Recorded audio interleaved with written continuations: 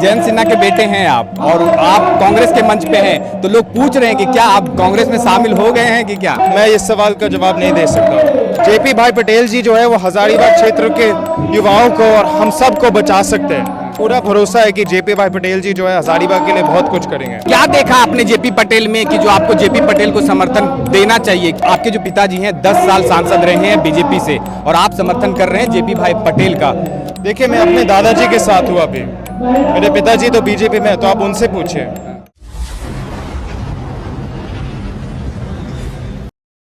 देश के वित्त मंत्री रहे यशवंत सिन्हा और जयंत सिन्हा के परपोते हैं और जयंत सिन्हा के बेटे हैं अभी हमारे साथ। कांग्रेस की रैली है, बर्री विधानसभा में हम हैं और हजारीबाग लोकसभा है ये है। हमने देखा कि मंच पे वो बैठे हैं, तो हम सोचा उनसे बात कर लिया जाए कि ये कांग्रेस में अभी फिलहाल शामिल हुए हैं या समर्थन दे रहे हैं। यही हमारा इनका सवाल रहेगा। सबसे पहले तो आपको द पंचायत न्यूज़ पे झारखंडी जोहार। साथियों, आप सबको मेरा नमस्कार। कांग्रेस का पट्टा है आपके, आप कांग्रेस के मंच में बैठे हैं, तो लोग पूछ रहे हैं कि क्या आप जयंत सिन्हा के बेटे हैं आप और आप कांग्रेस के मंच पे हैं, तो लोग पूछ रहे हैं कि क्या आप कांग्रेस में शामिल हो गए हैं कि क्या? देखिए, मैं सिर्फ जेपी भाई पटेल जी को समर्थन देने आया हूँ। मैं कांग्रेस में अभी नहीं हूँ, मैं राजनीति से अभी बहुत दूर हूँ। मैं तो सिर्फ माहौल देखने आया हूँ। क्या देखा आपने जेपी पटेल में कि जो आपको जेपी पटेल को समर्थन देना चाहिए? क्या थिंकिंग हुई और क्या सोच रहा है? देखिए, जेपी भाई पटेल जो है बहुत ईमानदार है, बहुत मेहनती है। उन्होंने हजारीबाग क्षेत्र के लिए बहुत कुछ किया है और इसीलिए मैं उनको समर्थन देने आया हूँ। लेकिन हजारीबाग से वो विधायक हैं मांडू के और हजारीबाग में वो पहले अभी फिलहाल है, उससे पहले जो मनीष जायसवाल हैं वो विधायक रहे हैं हजारीबाग के।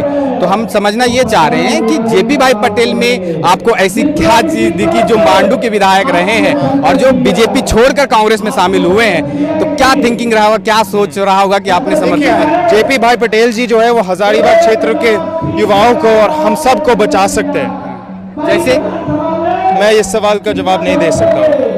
कोई तो थिंकिंग रहेगी ना कि मतलब क्या वजह रहेगी? देखिए, मैं राजनीति से अभी बहुत दूर हूँ, लेकिन मैं ये कह सकता हूँ कि जेपी भाई पटेल जी जो है बहुत ईमानदार है और वो बहुत मेहनत करते हैं।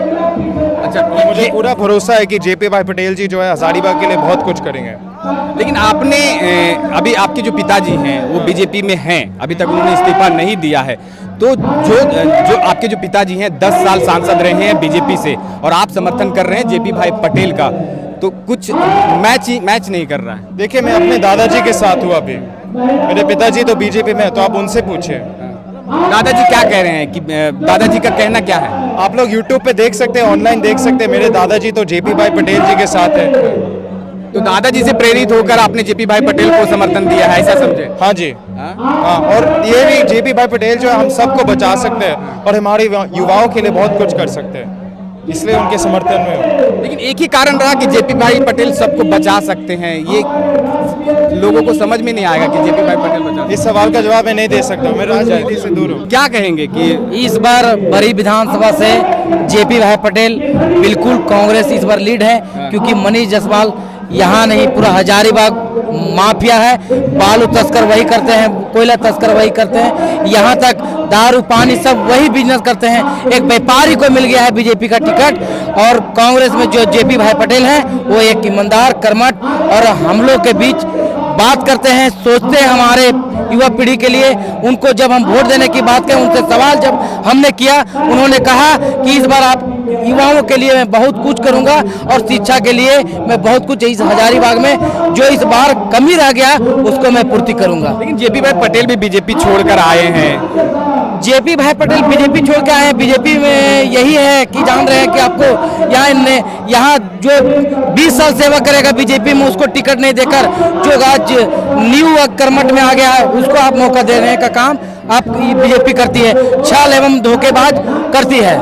यहाँ पे देखा गया था जब बड़ी विधानसभा से एकमात्र आजादी के बाद बड़ी विधानसभा में मोहम्मद सागर अकेला जी ही बीजेपी पे जीत दर्ज किए थे 2009 में। जब उसको 2014 में टिकट देने की बात आए तो बीजेपी उनके साथ छलावा किया, जो दोबारा कांग्रेस में जाकर ऐतिहासिक जीत माननीय विधायक जी किए हैं।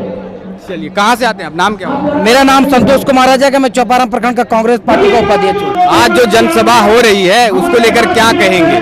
हम लोग यही कहेंगे कि हम लोग का बहुत अच्छा माहौल है, तो हम लोग एकदम जोर लगा रहे हैं कि हर हाल में मेरे जेपी भैया बहुत अच्छा कैंडिडेट है।